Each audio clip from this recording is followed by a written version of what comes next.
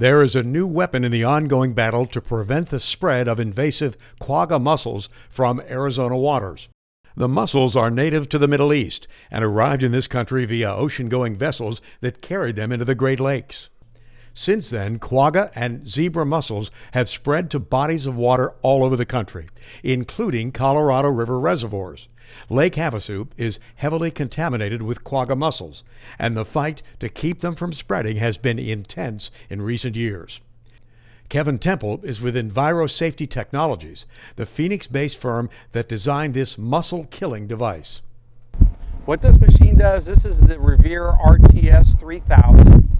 This application is for the Arizona Department of Fish and Game for invasive species removal off of watercraft, the quagga mussels and the zebra mussels and whatever else might be attached to the trailers and the boats and the holding tanks. This system here is used to eliminate those when you're transporting a vessel from one body of water to another.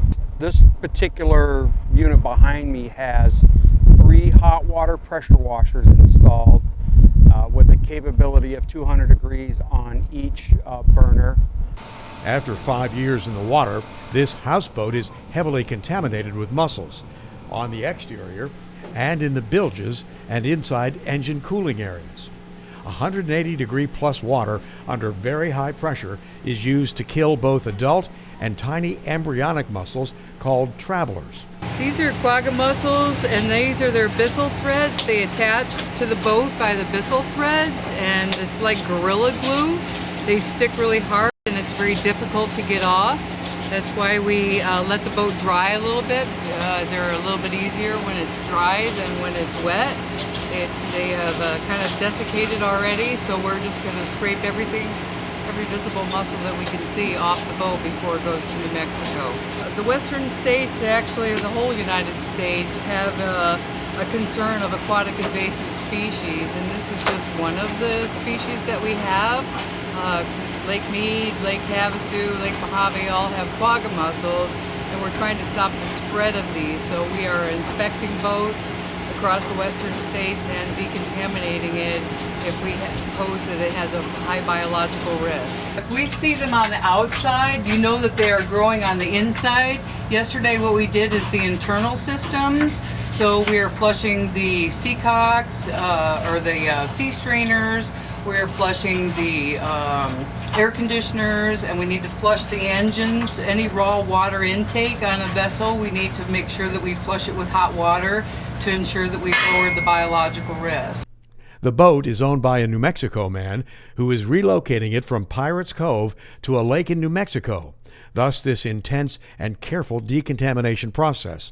We're going to start up here, and we're going to heat this all inside because, you know, being that it's an IO, we've got to make sure that back in here also gets hit with hot water. So we are ensuring either if we can't reach them, we can still kill them. So the process is hot water and high pressure. We flush out all the systems, the internal systems like the AC unit, the generator, anything that takes up raw water, and we make sure that we kill any of the larval stage inside the water and inside the tanks. If the boat had bilges, we would also flush those out as well.